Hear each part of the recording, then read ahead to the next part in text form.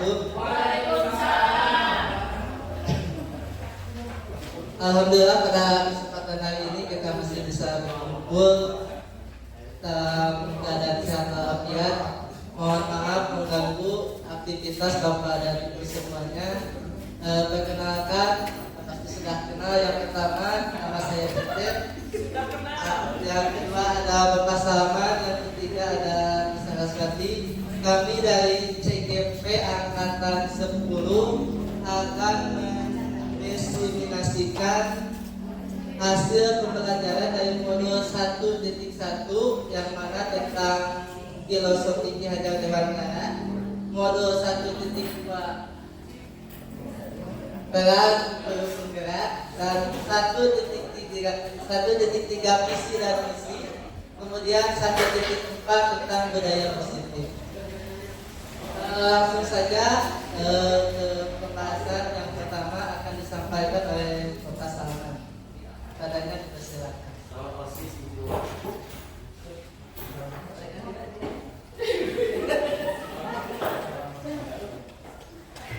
Assalamualaikum warahmatullahi wabarakatuh.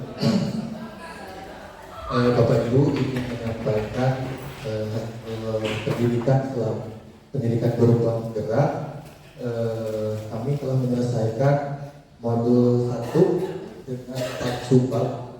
Yang pertama itu tadi sudah disampaikan oleh Pak Dirjen, modul 1.1 yaitu filosofi pendidikan nasional atau filosofi pendidikan Ki Hajar Dewantara, yang di dalamnya itu poin-poin yang saya garis bawahi, yaitu menghamba pada murid, menuntut, dan kodrat zaman dan kodrat alam.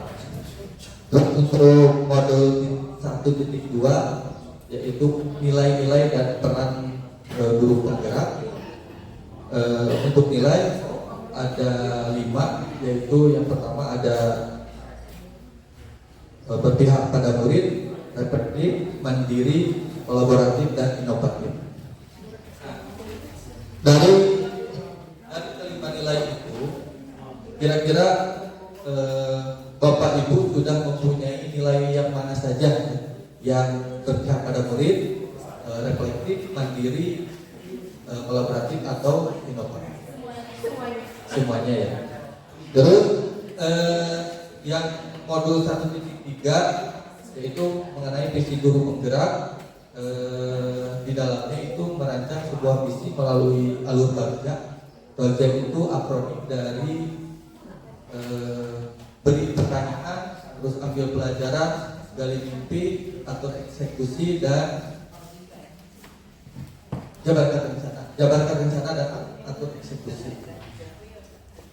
Selanjutnya yaitu budaya positif. Di dalam budaya positif saya menggarisbawahi poin-poin. Yang pertama itu ada disiplin positif, teori motivasi, keyakinan kelas, kebutuhan dasar manusia dan dunia berkualitas, posisi kontrol, segitiga restitusi.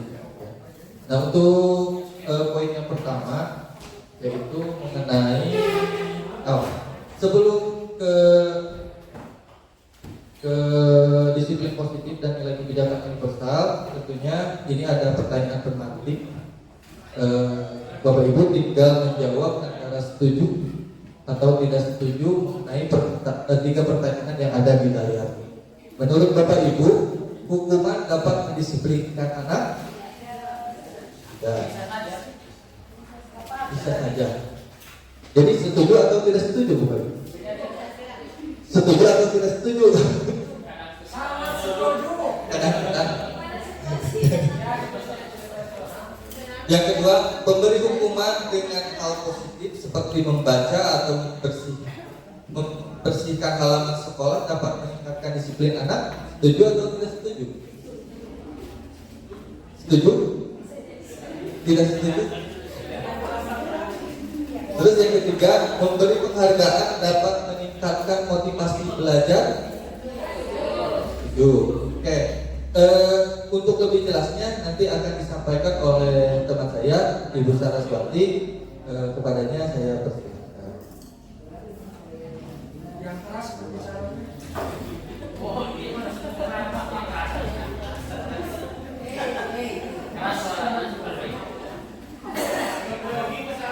Bismillahirrahmanirrahim. Assalamualaikum warahmatullahi wabarakatuh. Masih semangat Bapak Ibu? Agar suasana tidak kaku, mari kita salam guru penggerak terlebih dahulu. Ketika saya mengucapkan salam guru penggerak, Bapak Ibu ucapkan berdasar suara menggerakkan. Ya. Bergerak menggerakkan. Ya Bapak Ibu. Kita coba ya. Salam guru penggerak.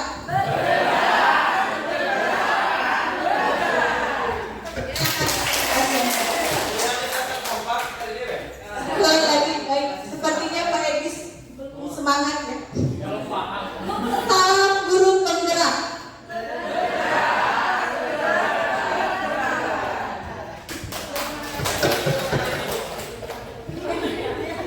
Kita langsung saja ke materi.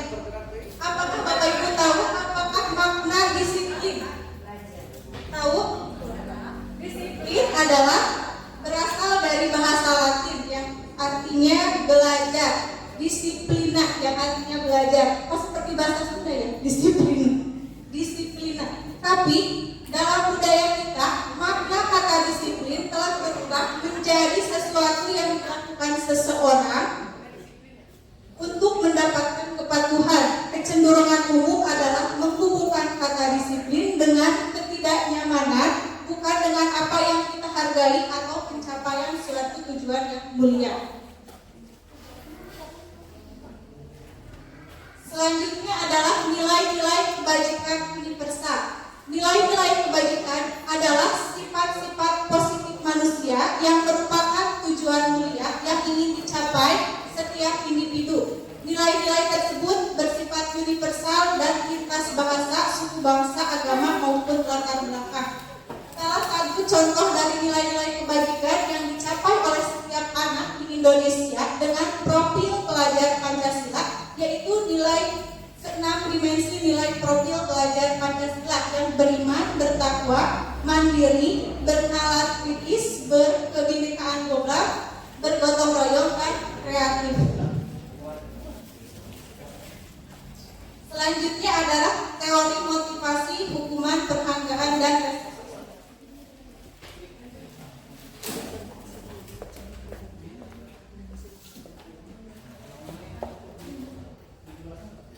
Di sini ada tindakan guru, hukuman atau konsekuensi. Adakah Bapak Ibu yang tahu perbedaan antara hukuman dan konsekuensi? Ada. Silakan Bu Ani. Ada yang ingin mengemukakan? Apa perbedaan dari hukuman dan konsekuensi? Hukuman adalah tindakan yang diberikan atas pelanggaran. Kalau konsekuensi, keringanan atau akibat. Ya baik, kita bahas Bapak Ibu. Di sini adalah ada contoh. Mencatat beratus kali di dalam bentuk kalimat, saya tidak akan terlambat lagi karena terlambat ke sekolah. Itu termasuk hukuman atau konsekuensi? Ya, betul. Selanjutnya, lari mengelilingi lapangan basket 2 kali karena terlambat hadir sekolah. Hukuman atau konsekuensi? Ya, konsekuensi. Selanjutnya, murid diminta untuk push up 15 kali karena tidak menggunakan masker ke sekolah. Hukuman? Konsekuensi Bapak Ibu. Kita bahas terus sampai akhir. Membersihkan tumpahan air di meja tulis karena tersenggol pada saat belajar. Ya, konsekuensi. Murid disuruh untuk mengenakan sepatu seharian di sekolah karena tidak mengenakan sepatu hitam. Hukuman, betul. Lari mengelilingi lapangan basket 2 kali karena terlambat 10 menit untuk pelajaran PJOK. Ya, sekarang kita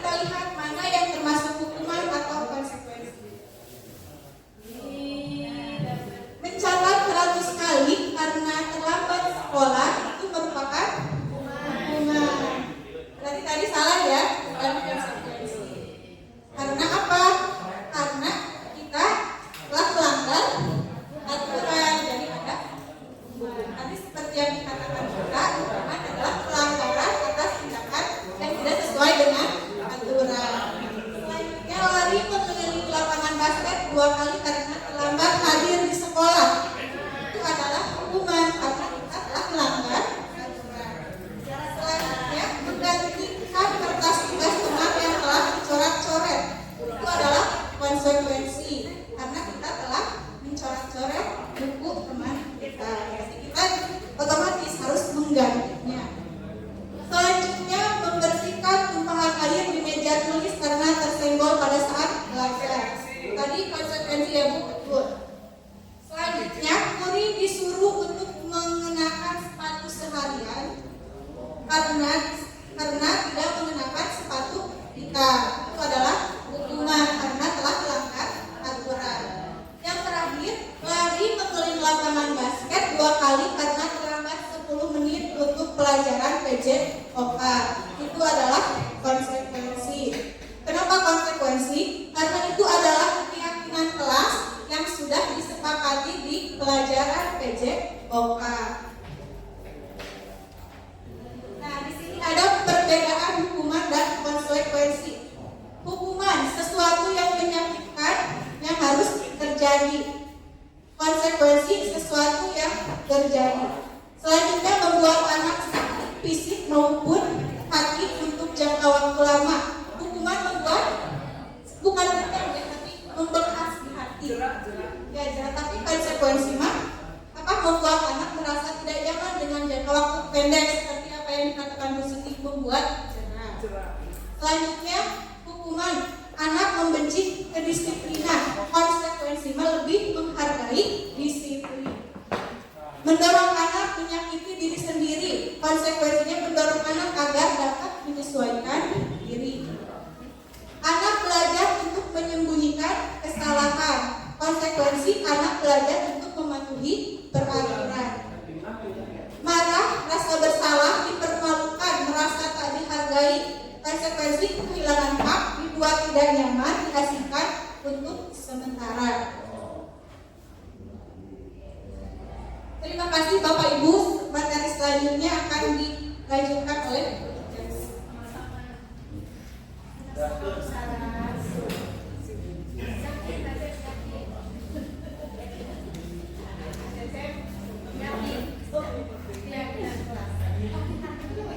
Terima kasih kepada Ibu Saraswati yang menyampaikan sebagian materinya. Kemudian selanjutnya kita ke keyakinan kelas, bahwa keyakinan kelas itu tadi ada berapa pesan? Keyakinan kelas. Nah, sudah sini. Mengapa tidak peraturan saja, mengapa harus keyakinan kelas? Kemarin pas diobservasi, kalau tidak salah mengenai keyakinan kelas ya, Pak Ibu. Betul? Ya. Nah, di sini kita membahas keyakinan kelas. Mengapa kita memiliki peraturan harus menggunakan helm bila mengendari kendaraan? Kedua, satu aturan ya. Dua, keselamatan. Terus tiga, kepala itu tidak dijual. Keempat, menghindari kecelakaan. Kelima, keempat, ya betul Bu. Lanjut yang kedua, mengapa kita memiliki peraturan 3M, yaitu menggunakan masker, mencuci tangan, dan menjaga jarak 1,5 meter. Menjaga kesehatan, kemudian mencegah penyakit, kemudian preventing. Ya, seperti itu. Kemudian selanjutnya, mengapa kita memiliki peraturan harus datang tepat waktu pada saat mengikuti pelatihan? Ya betul, sebuah bentuk kedisiplinan. Yang kedua, ada lagi? Tempat duduk menunjukkan prestasi. Tempat duduk menunjukkan prestasi, ya bisa.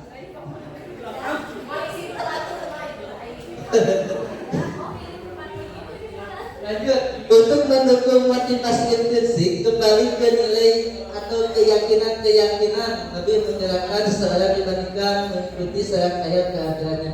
Di sini kita ada dua kalimat, ada peraturan, ada keyakinan kelas. Yang pertama, untuk keyakinan kelas itu sebetulnya dibagi menjadi beberapa poin, ada disiplin, kemudian ada tanggung jawab, kemudian mengamati orang lain, menghormati orang lain, keselamatan, kesehatan, dan keamanan. Nah, di sini ada pertanyaan. Yang pertama, selalu kembalikan buku ke tempatnya. Kita menyuruh kepada anak, misalkan kembalikan buku ke tempatnya, maka itu termasuk keyakinan kelas yang mana? Tanggung jawab, disiplin. Ada yang lain?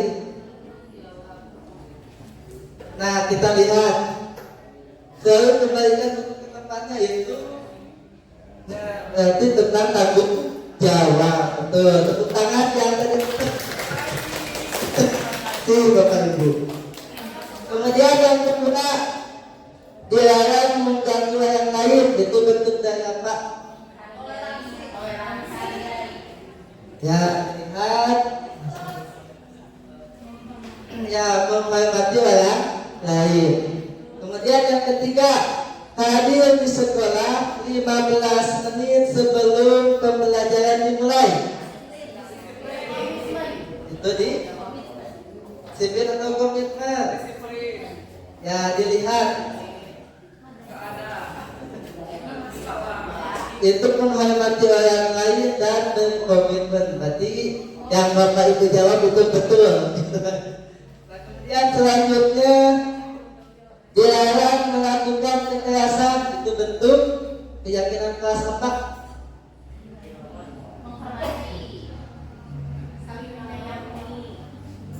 Coba pesan. Dilarang melakukan kekerasan itu termasuk ke dalam keselamatan dan menghargai orang lain. Nah, itu. Nah, seperti itu. Kemudian yang selanjutnya, dilarang menggunakan narkoba. Biasa baik.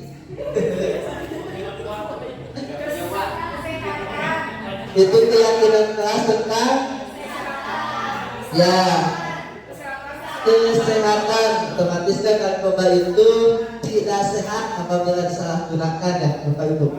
Nah, itu bergantian atau menunggu giliran. Biasanya pada saat misalkan ya,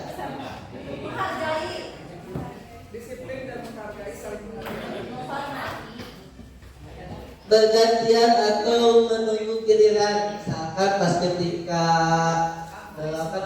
ketika di kelas biasanya suka ada yang ke depan bergiliran, itu termasuk apa?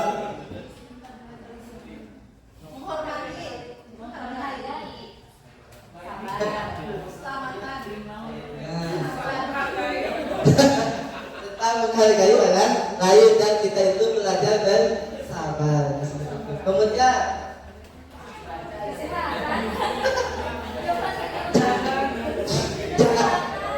menggunakan masker, tentu itu adalah kesehatan. Kemudian jangan berlari di kelas atau koridor. Jangan berlari di kelas atau di koridor. Itu adalah keselamatan. Ya, itu keselamatan dan keamanan. Jadi keselamatan.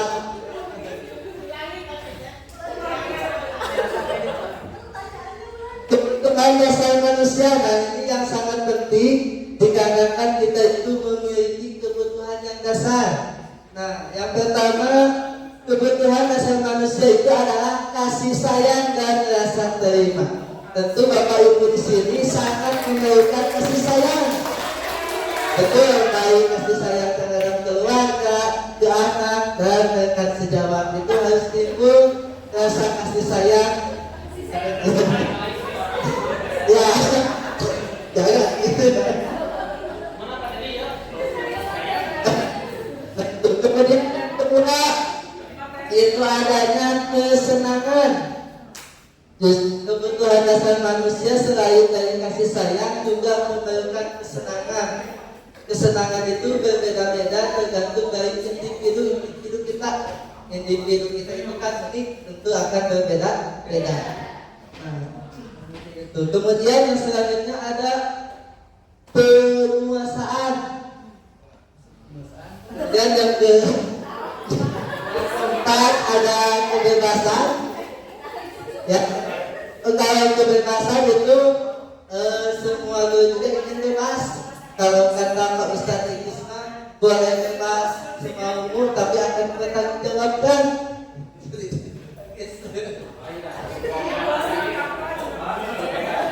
Kemudian yang kelima,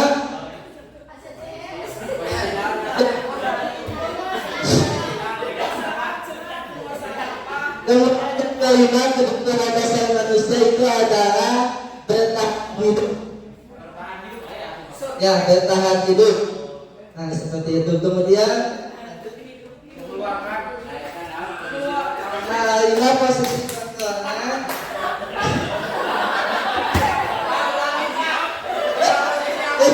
Posisi pertolongan.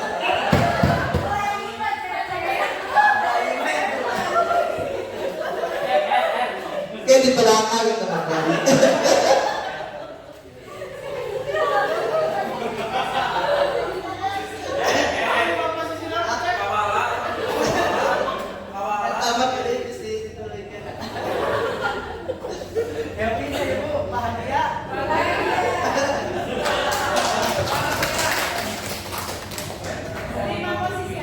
Ada 5 posisi kontrol. Yang pertama ada yang sebagai penghukum. Yang kedua ada pembuat orang bersalah. Kemudian ada yang sebagai teman. Ada pemantau. Yang kelima ada manajer. Nah, apabila sebagai penghukum, guru itu akan berbuat yang pertama akan menghadik, kemudian menyakiti dan menyindir itu sebagai penghukum. Kemudian apabila sebagai buat orang merasa bersalah, guru itu akan bertindak, berceramah, kemudian misalkan ada bahasa ibu kecewa dengan karena naon-naon. Kemudian ada juga yang sebagai teman. Yang sebagai teman itu contohnya guru akan membuatkan alasan-alasan untuk muridnya.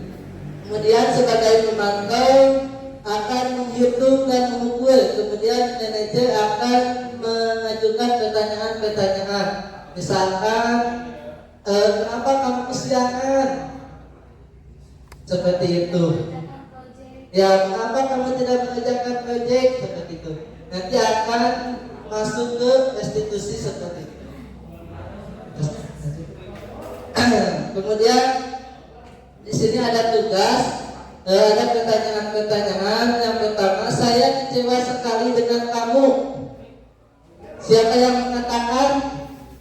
Nah, yang mengatakan itu adalah pembuat orang merasa bersalah. Jadi bahasanya juga saya kecewa sekali dengan kamu. Nah, kemudian kamu tidak pernah benar melakukannya. Nah, itu sebagai penghukum. Misalkan di otomotif kamu itu tidak betul praktek menggantungkan pasir. Nah, itu langsung kita itu sebagai penghukum. Kemudian ayolah lakukan demi ibu bapak. Nah, sikap guru di sini sebagai teman. Kemudian, apakah kamu mau mendapatkan stiker bintang hari ini? Nah, itu mas sebagai pemantau. Kemudian, bagaimana kamu bisa menyelesaikan masalah ini? Itu sebagai manajer. Kemudian yang selanjutnya, kamu selalu yang paling terakhir. Itu langsung sebagai penghukum. Nah, seperti itu. Untuk materi selanjutnya dilanjutkan oleh Bapak Salman. Izin menyampaikan Bapak Ibu mengenai lanjutan dari materi dari Ustaz dan Bu Cecep, Pak Cecep. Restitusi itu adalah restitusi adalah proses menciptakan kondisi bagi murid untuk memperbaiki kesalahan. Jadi ketika murid itu membuat kesalahan, kita tidak langsung menghukum atau memberikan sanksi terhadap murid, tetapi kita sebagai guru harus memberikan solusi atau murid mencari solusi untuk masalah mereka sendiri. Orang seperti apa yang mereka inginkan dengan tujuan mulia dan bagaimana mereka harus memperlakukan orang lain. Nah, di sini ada 9 ciri restitusi. Yang pertama, belajar dari kesalahan, terus memperbaiki hubungan, tawaran, bukan paksaan.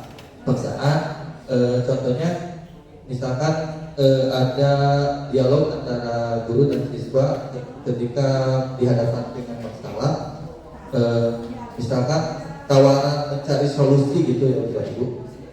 Terus yang keempat, menuntut untuk melihat ke dalam diri. Yang kelima, mencari kebutuhan dasar dan mendasar tindakan. Yang keenam adalah cara yang paling restitusi diri adalah cara yang paling baik, fokus pada karakter bukan tindakan. Yang kedelapan, fokus pada solusi. Yang kesembilan, mengembalikan murid yang berbuat salah pada kelompoknya. Nah, ini segitiga restitusi. Yang pertama itu menstabilkan identitas. Menstabilkan identitas itu contoh dialognya, setiap orang pasti pernah melakukan kesalahan. Kamu bukan salah satu-satunya yang pernah melakukan ini. Terus yang kedua, menanyakan keyakinan. Nilai-nilai apa yang telah kita sepakati, misalkan nilai-nilai pada keyakinan kelas. Terus kamu ingin menjadi orang yang seperti apa? Itu merupakan sebuah pertanyaan di menanyakan keyakinan. Terus yang ketiga ada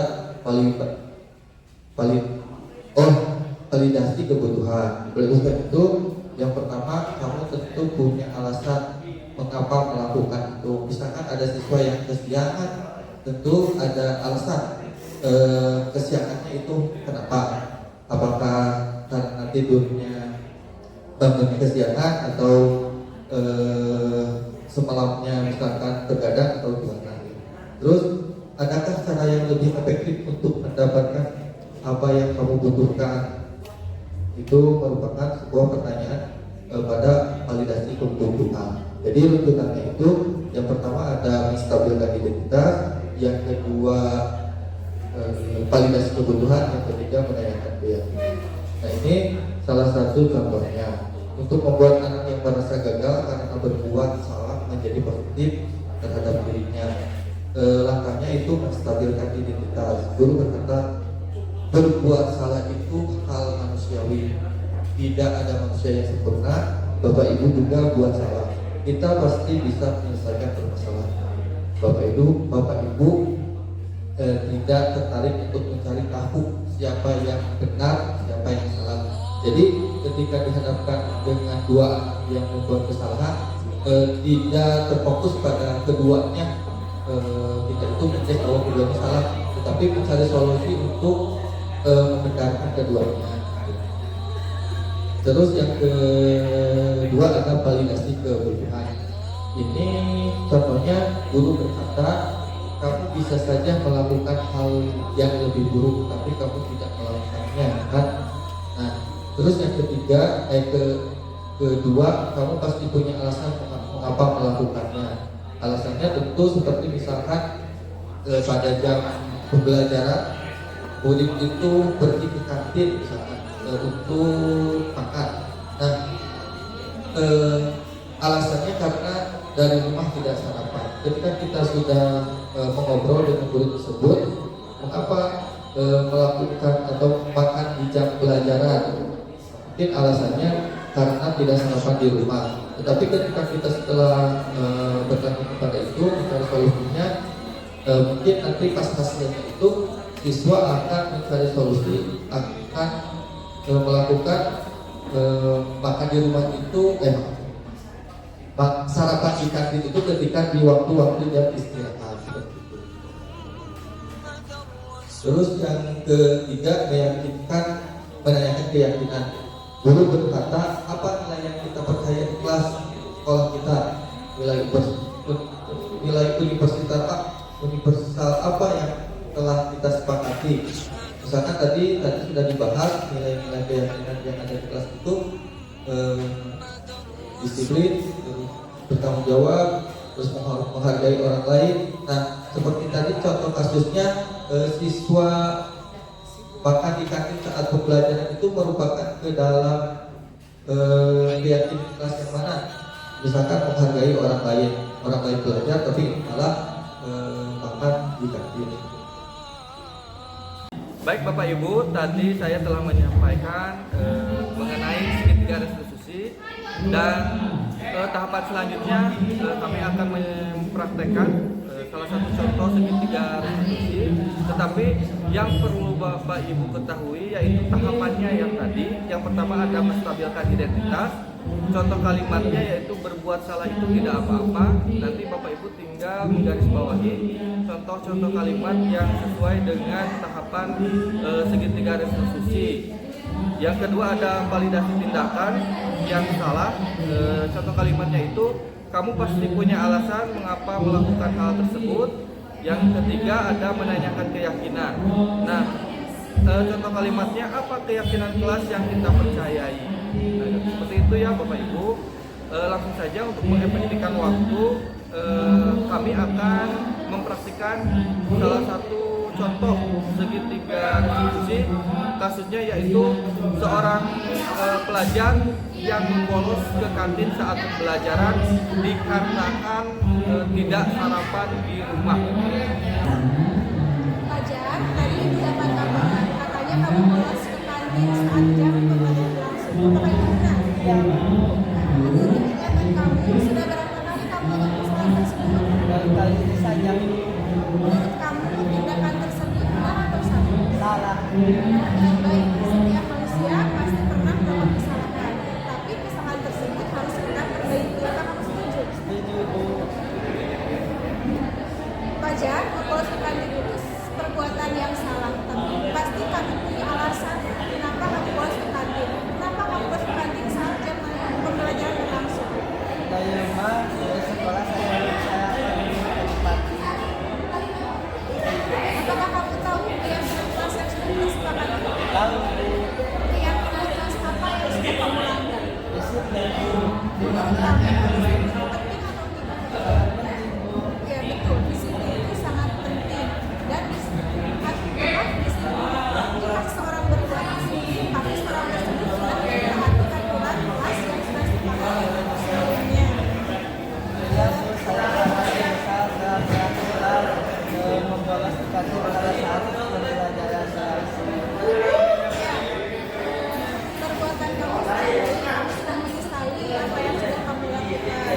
Nah, sekarang apa yang akan kamu lakukan agar kamu tidak melanggar atau kamu tidak mengulangi kesalahan kamu lagi? Saya tidak akan berkata lagi, Bu, sehingga saya tidak akan kesiapan. Saya akan sarapan terlebih dahulu sebelum berangkat ke sekolah. Terus nanti ibu akan mengisi akan bekerjasama dengan orang tua kamu sehingga kamu tidak akan melakukan kesalahan tersebut. Sekarang silakan kamu. Iya, Bu, terima kasih. Baik Bapak Ibu, tadi merupakan salah satu simulasi atau contoh segitiga restitusi pada kasus siswa membolos saat jam pembelajaran dikarenakan makan di kantin dengan alasan tidak sarapan dari rumah. Nah, segitiga restitusi ini tentunya bisa diterapkan oleh Bapak Ibu bila menemukan kasus-kasus yang ada di sekolah, baik itu siswa kesiangan, baik itu siswa yang tidak mengerjakan PR, baik itu siswa yang mencontek atau melihat pekerjaan temannya dengan tahapan yang 3 tadi. Yang pertama, menstabilkan identitas, yang kedua validasi tindakan yang salah, yang ketiga menanyakan kematian. Tapi tetap ingat harus ada contoh kalimat dalam salah satunya misalkan dalam menstabilkan identitas, contoh kalimatnya berbuat salah itu tidak apa-apa. Tadi oleh kami telah disampaikan atau tinggal mungkin Bapak Ibu telah mencatat kalimat-kalimat yang termasuk ke dalam tahapan segitiga restitusi. Terima kasih, hanya itu yang bisa saya sampaikan. Saya kembalikan lagi kepada Pak Cecep sebagai moderator pada kegiatan diseminasi budaya positif di SMK Puspahiyang. Alhamdulillah, baik, terima kasih Bapak Ibu yang telah setia di tempat ini. Adapun tadi kita sudah mendengar yang utama itu tentang motivasi, kemudian keyakinan kelas, dan terakhir tadi tentang segitiga restitusi. Mudah-mudahan pada sedikit manfaat untuk kita semua. Mohon maaf apabila banyak sekali kesalahan. Dari saya dicukupkan sekian. Assalamualaikum warahmatullahi wabarakatuh. Salam bermegah. Terima kasih.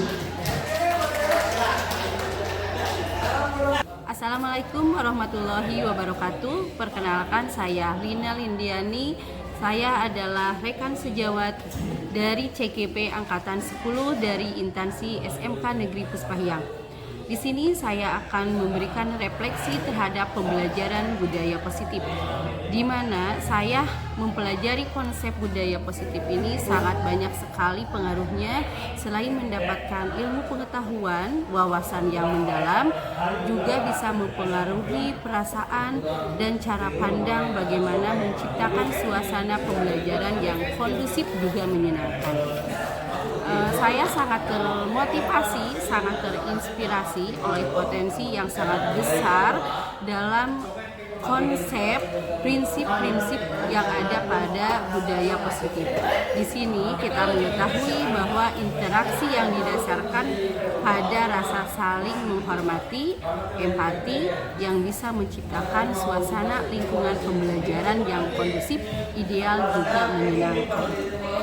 Dari hal-hal yang sudah saya paparkan, saya sangat termotivasi, saya sangat bersemangat untuk menerapkan pembelajaran budaya positif dalam kehidupan sehari-hari. Secara keseluruhan, pembelajaran budaya positif ini tidak hanya memperkaya ilmu, tidak hanya memperkaya wawasan, juga bisa menyentuh aspek moral yang ada pada diri saya. Ini bisa jadi pengingat bahwa setiap individu ini memiliki peran dalam menciptakan suasana pembelajaran yang menyenangkan, juga pembelajaran yang kondusif dan ideal, sehingga para peserta didiknya ini sangat bahagia dalam mengikuti pembelajaran. Untuk CGP Angkatan 10, rekan saya tetap semangat, tetap memberikan motivasi kepada rekan-rekan yang lain, tetap bergerak, tergerak dan menggerak. Terima kasih. Wassalamualaikum warahmatullahi wabarakatuh. Bismillahirrahmanirrahim. Assalamualaikum warahmatullahi wabarakatuh. Nama saya Sandi Kurnia Rahayu. Saya diberi tugas tambahan sebagai wakil kurikulum di SMK Negeri Puspahiyang. Saya termotivasi untuk berkontribusi dalam menciptakan dan memelihara budaya positif di lingkungan saya. Hal ini mencakup sikap lebih proaktif dalam berinteraksi dengan orang lain, menunjukkan apresiasi terhadap upaya mereka dalam berpartisipasi dalam kegiatan yang mempromosikan nilai-nilai positif, mampu mengimplementasikan budaya positif, keyakinan kelas, dan segitiga restitusi membutuhkan komitmen dari semua pihak di sekolah. Guru perlu memiliki kesadaran dan keterampilan untuk menciptakan dan memelihara lingkungan yang mendukung perkembangan siswa secara holistik. Siswa juga perlu diajarkan dan didorong untuk berpartisipasi aktif dalam menjaga nilai-nilai positif di lingkungan sekolah. Secara keseluruhan, penerapan ketiga konsep ini tidak hanya meningkatkan kualitas pembelajaran, tetapi juga membentuk karakter siswa yang lebih baik dengan lingkungan yang mendukung dan saling menghargai. Siswa berkembang menjadi individu yang tidak hanya cerdas secara akademis, tetapi juga memiliki integritas, tanggung jawab, dan empati terhadap sesama. Pesan saya untuk calon guru penggerak Angkatan 10 SMK Puspahyang, selalu sehat, selalu semangat, tetap berkarya. SMK hebat, SMK Puspa.